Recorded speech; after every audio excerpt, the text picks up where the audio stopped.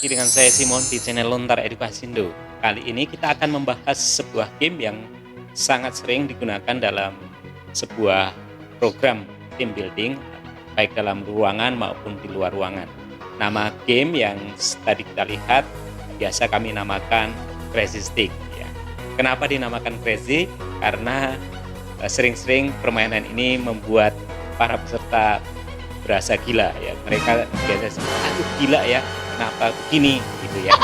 Nah, seperti yang kita lihat tadi dalam videonya, bahwa sebenarnya tugas para peserta itu adalah menurunkan stick yang berada di depan mereka ya. Jadi kelompok tersebut akan membagi dua barisan saling berhadapan, dan kemudian tangan mereka harus begini ya, sehingga stick akan diletakkan di dua jari paling depan ya. Nah, tidak boleh berpindah itu jarinya, sticknya, maksudnya tidak boleh ke sini atau ya, artinya hanya dua jari depan. Nah, tugas mereka menurunkan stick tersebut dengan tanpa melepaskan ya, artinya semua jari harus menyentuh stick tersebut.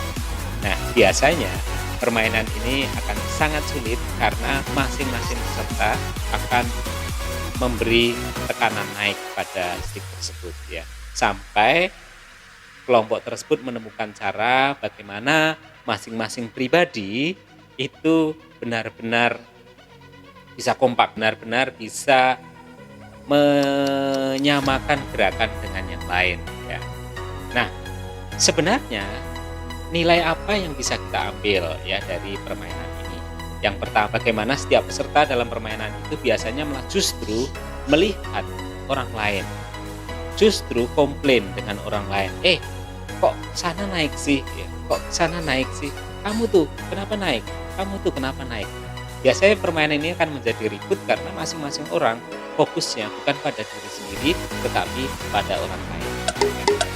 Kedua, permainan ini sebenarnya mengajarkan kita untuk menikmati proses hidup ya. Kenapa saya katakan begitu? Karena sebenarnya kunci dari permainan ini adalah menikmati permainan, menikmati stick yang berada di atas jari kita. Seandainya semua orang itu paham bahwa stick itu sudah punya beban, nah caranya memainkan yaitu hanya tinggal mengikuti beban itu. Sayangnya kita tadi yang seperti yang saya katakan sebelumnya, kita justru sering melihat orang lain. Nilai berikutnya adalah bagaimana masing-masing peserta atau masing-masing anggota dari kelompok tersebut mampu menyamakan gerak atau menyelaraskan gerak ya. Dalam permainan ini yang paling penting adalah bagaimana setiap pribadi itu meninggalkan ambisinya untuk supaya bisa cepat-cepat selesai ya. Bahwa permainan ini memang butuh pengertian dari masing-masing individu untuk mampu menyelaraskan gerak, menyamakan gerak ya.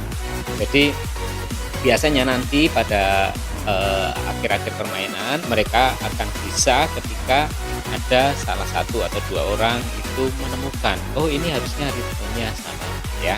Dan yang kita juga boleh menambahkan satu nilai lagi, yaitu nilai kolaborasi.